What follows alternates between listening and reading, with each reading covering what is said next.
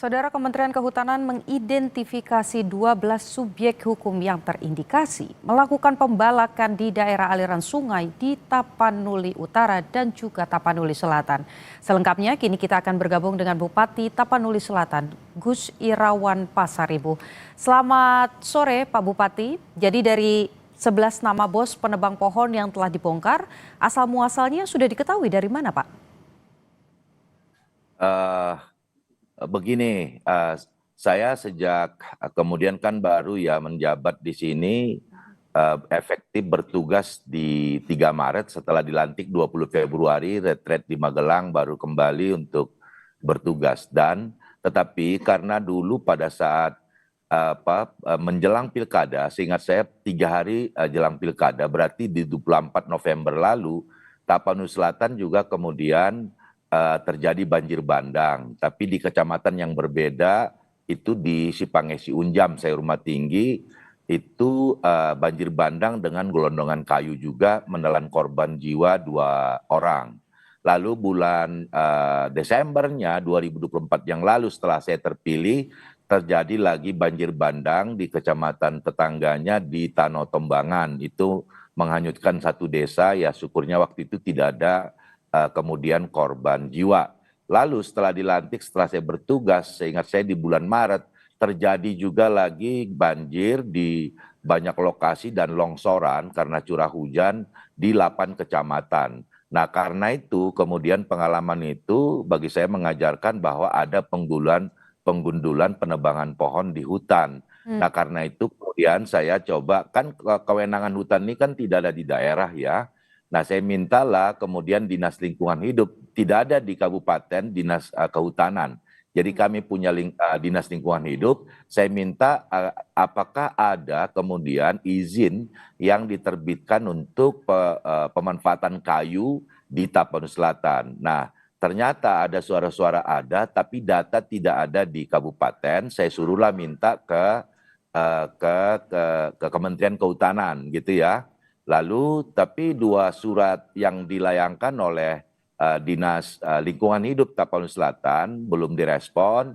Lalu kemudian surat ketiga Sekda yang tanda tangani, barulah kami dikirimin data. Itulah kemudian yang saya kira yang ada di publik hari ini ada 11 pemegang PHAT yang dulu kemudian di-approve oleh Direktorat Pengelolaan Hutan Lestari pada waktu-waktu yang dulu gitu. Jadi kami tahunya dari situ. Jadi karena inisiatif kami saja yang minta data, itu pun kemudian tidak segera dapat, baru di surat ketiga datanya ada. Lalu pada saat berjalan kemudian kami masih mendengar ada proses untuk pemberian izin lagi terkait dengan pemanfaatan kayu di hutan Tapsel, di APL di Tapsel.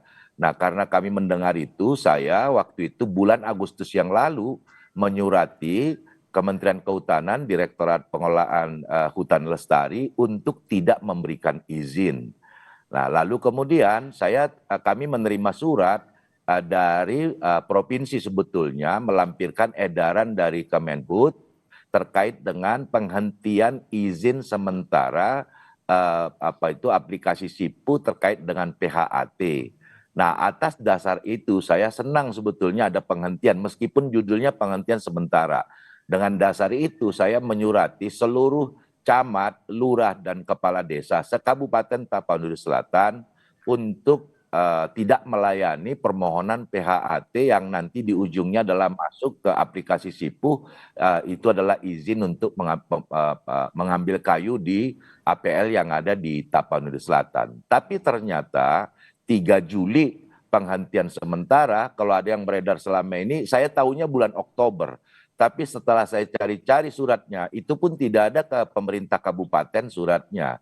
Suratnya saya minta dari teman-teman NGO yang punya surat itu, ternyata tanggal 9 Agustus penghentian sementara itu dibuka kembali. Jadi cuma sebulan tuh moratorium sebagaimana di media saya baca pernyataan dari Dirjen Pengelolaan Hutan Lestari, katanya sejak moratorium tidak ada diterbitkan izin. Tapi faktanya moratorium itu sudah dicabut dengan surat dari Dirjen Pengolahan Hutan Lestari pada 9 Agustus yang lalu. Jadi moratoriumnya hanya 1 bulan. Oke. Nah, itulah yang Pak. sekali lagi saya merasa kami tiap tahun terjadi banjir.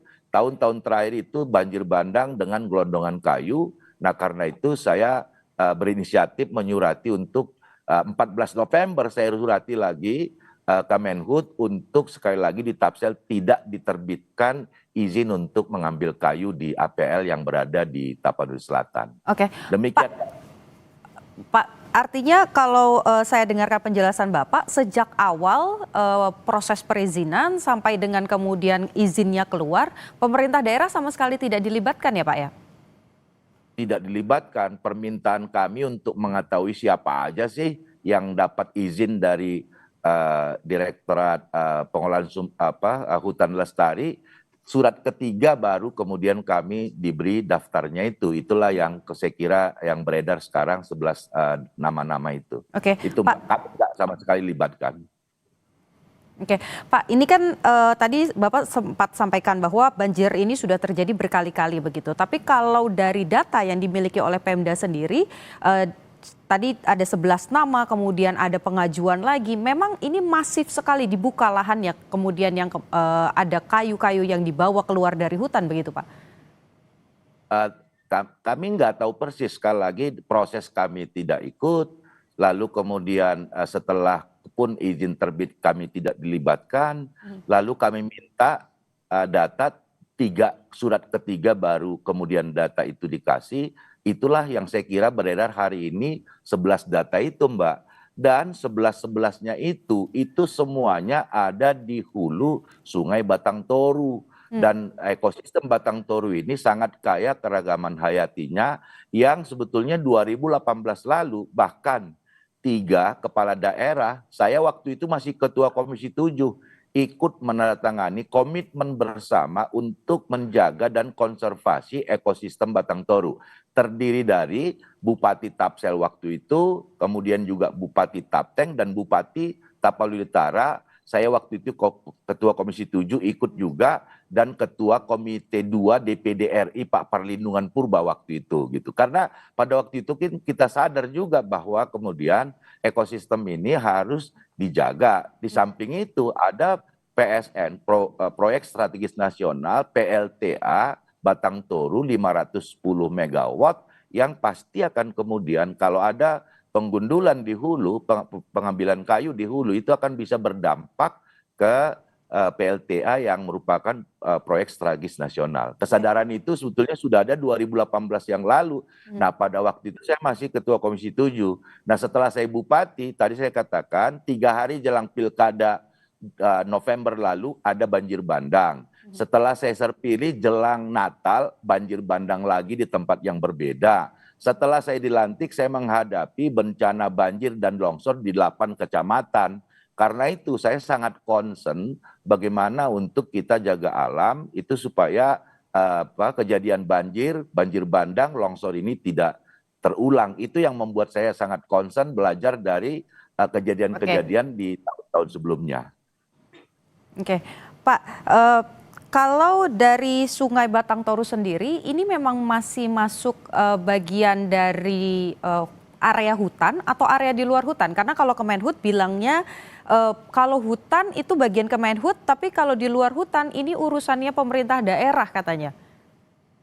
Nah, memang yang di beberapa proyek strategis nasional ya, itu di Batang Toru itu memang APL. Kalau itu pernyataan, ini saya kira semakin tidak mudah ini. Tapi begini, ini saya kira harus ada semacam koreksi secara substansial dan struktural.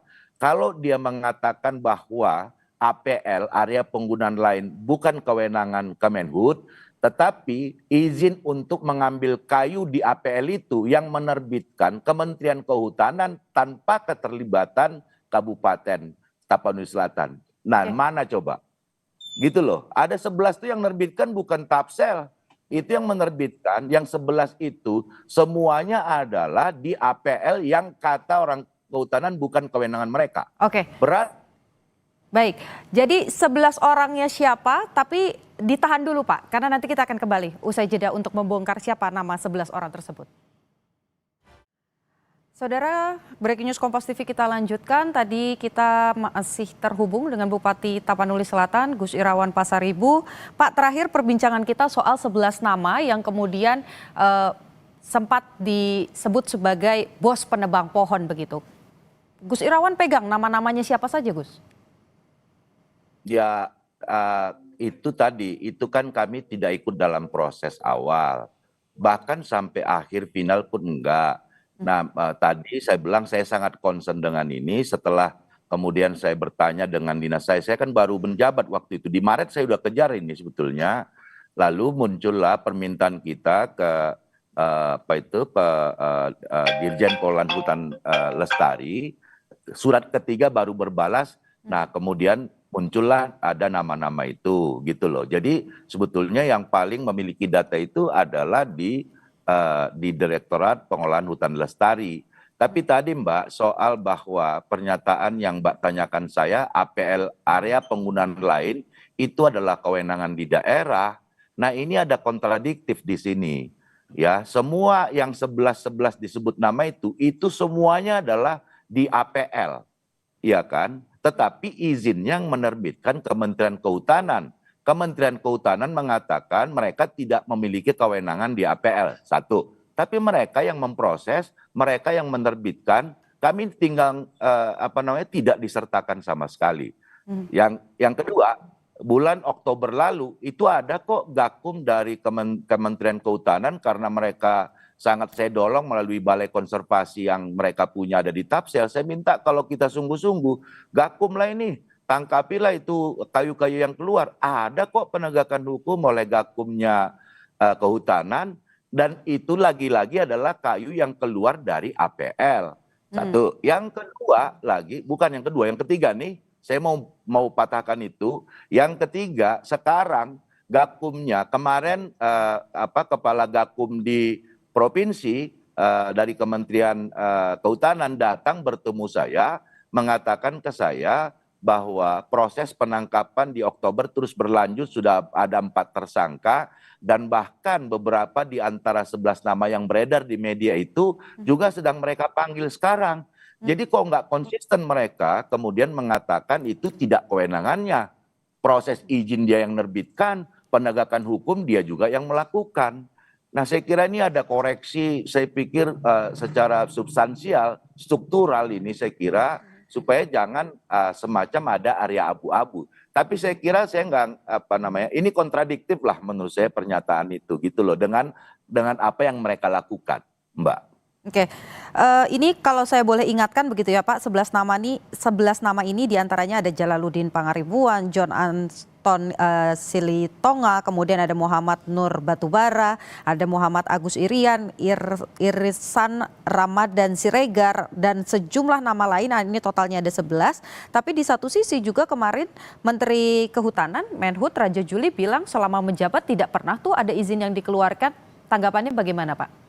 Praktik di lapangan. Oh iya dong, Pak Raja Juli kan baru menterinya kan setahun, Mbak. Iya kan, maka pernyataan Dirjen Polahan Hutan Lestari tidak ada menerbitkan setelah moratorium, itu ada 2 hal. Moratorium, tolong diingatkan ke Ibu Dirjen, itu sudah dia cabut hanya berusia sebulan. Satu. Terkait pertanyaan soal Menhut sekarang, Pak sahabat saya Raja Juli, dia kan baru setahun kemudian Mbak jadi menteri. Saya kira ada benernya juga kemudian barangkali kalau beliau tidak ada menerbit.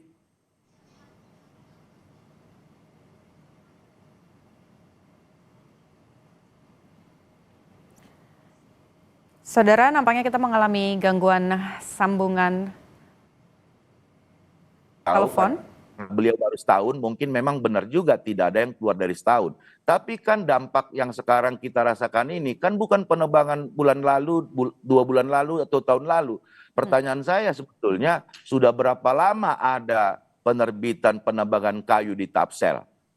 Itu saya kira ke Dirjen Pengolahan Hutan Lestari itu yang bisa menjawab. Tadi yang nama-nama itu yang bisa menjawab itu juga adalah kemudian Dirjen Pengelolaan Hutan Lestari. Lalu informasi ke saya beberapa katanya nama yang beredar di media dipanggil oleh Gakum, yang bisa menjawab itu secara detail adalah Gakum juga, gitu loh. Pak, ini di satu Jadi, sisi juga hari ini Pak, dari Bareskrim ini kan juga sudah mengambil setidaknya ada 11 jenis pohon untuk kemudian dibawa ke lab. Jadi proses penegakan hukum begitu yang sekarang berlangsung di kawasan Aceh, salah satunya juga melibatkan Bareskrim. Tanggapannya bagaimana Pak? Apakah ini satu langkah yang baik untuk kemudian memberikan efek jera bagi para pelaku pembalakan liar? kita sambut positif. Saya kira kita ambil pembelajaran lah ya. Kami di Tapsel ini, Mbak, luas Tapsel itu 66% kami adalah hutan, gitu ya. Lalu selebihnya ada memang yang tidak hutan, yang APL gitu. Nah, kami ada di ekosistem Batang Toru. Di situ adalah sesungguhnya satwa yang dilindungi sangat langka, Pongot tapanuliensis, begitu Mbak. Ada proyek strategis nasional PLTA 510 megawatt gitu. Jadi saya kira dan pengalaman kami tahun ke tahun itu adalah selalu dilanda banjir bandang dan tanah longsor. Nah, karena itu ini menjadi sebuah pembelajaran bagi kita. Saya kira butuh satu koreksi total secara struktural tadi supaya jangan kemudian ada semacam gray area. Tapi ini nggak gray area, itu alasan aja sih menurut saya. Mereka bertanggung jawab, orang kalau itu tidak, nggak mungkin mereka berani proses lah. Ya kan, orang izinnya mereka, kami sama sekali lagi tidak dilibatkan. Tapi kami apresiasi, saya kira komitmen dari Menteri dan Wamennya, apalagi ini sahabat saya Wamenhut yang Pak Romat itu, saya yakin betul lah mereka berkomitmen. Tapi di jajaran ke bawah kan harus kemudian bisa linear dengan kebijakan pimpinan di atas. Dan juga dari Bareskrim misalnya kita tentu menyambut baik semua itu, dan mudah-mudahan tidak berhenti lalu supaya ada kemudian efek jera. Dan sekali lagi saya mengimbau kita semua untuk mengambil pembelajaran dari kejadian ini. Oke, Pak, singkat saja, artinya kalau dari pemerintah daerah sendiri keinginannya apa? Kemenhub dan juga DPR harus turun ke lapangan untuk mengecek lokasi sambil juga proses hukum oleh Bareskrim berjalan di Tapanuli. Bagus juga ya, karena ini kan daripada semacam bantah-bantahan, saya usul nih, saya kira bikin panja dah di Komisi 4, datang, lihat ke lapangan, karena saya di surat saya 14 November, saya udah melaporkan di situ, temuan kami, dugaan kami, temuan kami di lapangan, izinnya di lokasi A, tapi kayu yang diambil di lokasi B. Dia betul punya izin, tapi kayu yang diambil bukan di area yang dia diberi izin oleh Direktorat Pengelolaan Hutan Lestari. Saya kira daripada kemudian ini berlarut-larut, penyelesaiannya dia bentuk. Saya sarankan nanti mungkin teman-teman saya di Komisi 4, saya menyarankan bentuk panja saja, datang lihat ke lapangan, sekaligus tadi untuk meluruskan soal kewenangan yang tadi, tapi bagi saya sih kontradiktif, kehutanan mengatakan tak berwenang ada di pemerintah daerah, tapi semua yang dia urus. Siap. Baik, saya tangkap maksudnya ada beberapa catatan kalau bisa penegakan hukum ini harus terus ditegaskan di sana supaya tidak ada lagi pembalakan liar. Terima kasih Gus Irawan, Bupati Tapanuli Selatan sudah berbagi dengan Kompas TV.